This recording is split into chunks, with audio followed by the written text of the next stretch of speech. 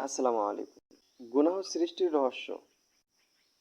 এখন প্রশ্ন সৃষ্টি এই যে আল্লাহ তাআলা যদি বান্দাদের দ্বারা গুনাহ করাতে চান তাহলে গুনাহ সৃষ্টিই বা করলেন কেন?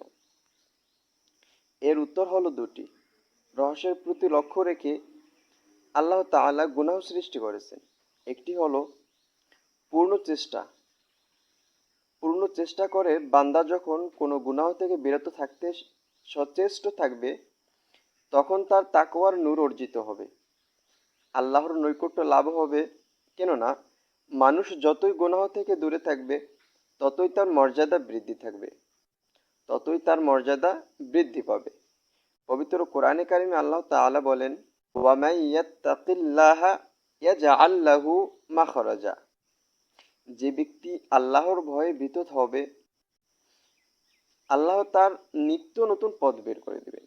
অর্থাৎ যে ব্যক্তি আল্লাহ সুবহানাহু ওয়া তাআলার ভয়ে ভীত হবেন আল্লাহ তাআলা তার নিত্য নতুন পথ বের করে দিবেন।